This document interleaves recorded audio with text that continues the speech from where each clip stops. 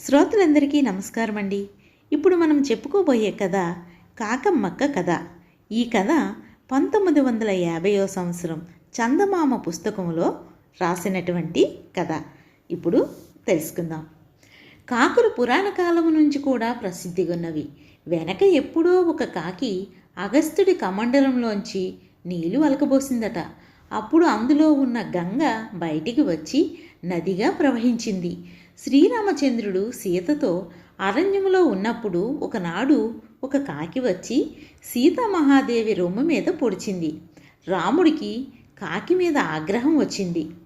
దగ్గర ఉన్న గడ్డి పరక ఎత్తి కాకి మీద విసిరాడు.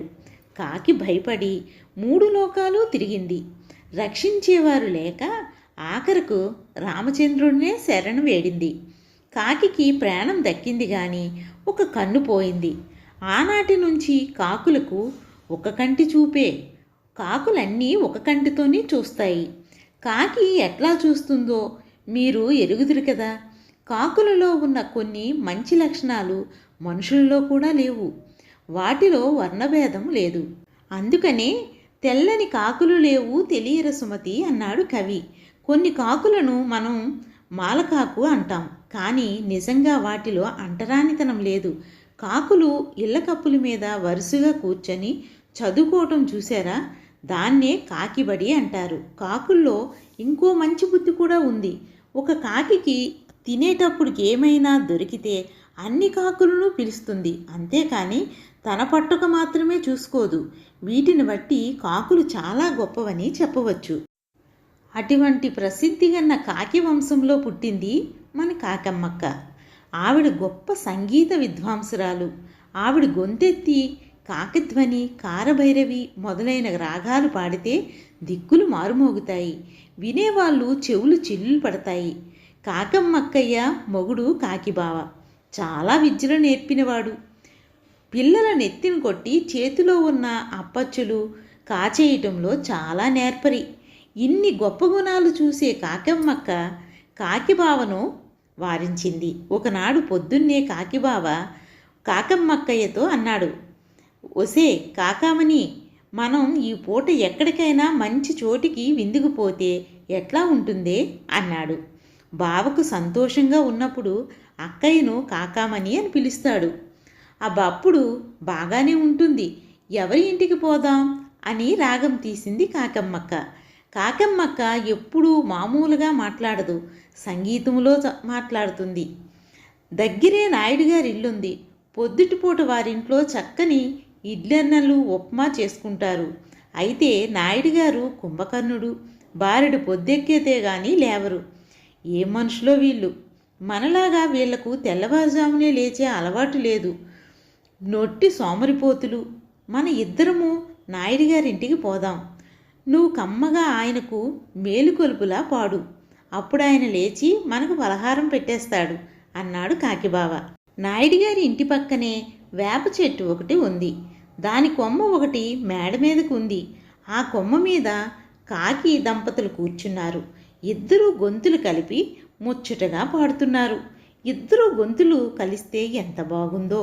నాయుడు గారికి మేలుకొలుపు పాట ఆరంభించారు. కాకి దంపతులు ఇద్దరూ కలిసి కా కా కా క్రా ఆక్రా కిరిక్రీ కాకా అంటూ ఆకాహాకారాలు క్రూ క్రీ క్రా క్రా ఏవేవో పాటలు పాడేస్తున్నారు. కాకి పాటకు ఎంతటి వాడైనా నిద్ర లేవలసిందే. కాకి పాట ఋషులు తపస్సు కూడా భగ్నం చేయగలదు. కానీ నాయుడు గారు ఎద్దు మొద్దు స్వరూపం. అందుచేత ఆయన కాకి దంపతుల పాట లక్ష్య చేయకుండా, అస్సలు లక్ష్య పెట్టకుండా గురక పెట్టి నిద్రపోతున్నాడు. అందుచేత మన కాకి దంపతులు ఇద్దరూ స్థాయి హెచ్చించి రాగం మార్చి ఇంకో మంచి పాట ఆరంభించారు. కాకభైరవి ఆలాపన జోరుగా సాగింది. అంతకంతకు హెచ్చు స్థాయి మధ్య స్థాయికి వెళ్ళింది. ఎట్లాగైతేనేం నాయుడు గారు లేచారు.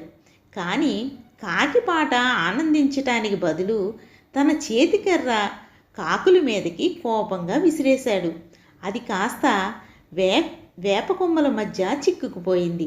చేసేది లేక నౌకరుని పిలిచి నాయుడు గారు పలహారం పట్టుకురమ్మని కేకవేసి ముఖం కడుక్కోవడానికి వెళ్ళాడు.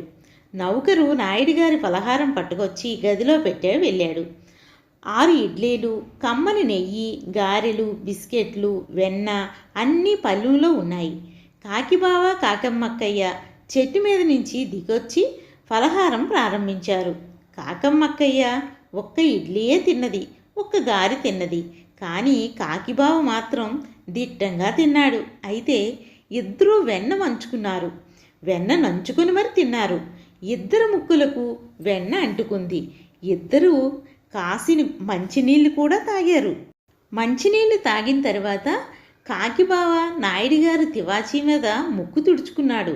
కాకమ్మక్కయ్య మాత్రం పక్క గుడ్డలతో తుడుచుకుంది. ముక్కు తుడుచుకుంటూ ఉండగా కాకిబావకు మంచి ఆలోచన కలిగింది. పలహారం పల్లెమంతా తన మట్టుకు పోతే ఎంత బాగుంటుంది.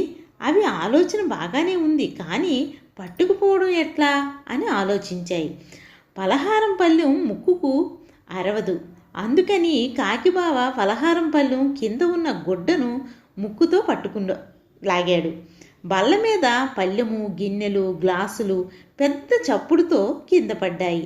ఇక గప్చుప్ అక్కడ ఏం జరిగిందో కూడా చూడకుండా కాకిబావ కాకమ్మక్కయ్య ఊళ్ళోకి ఉడాయించారు. ఈలోగా నాయుడు గారు ముఖం కడుక్కొని వచ్చి పలహారం కోసం వెతుక్కుంటున్నాడు.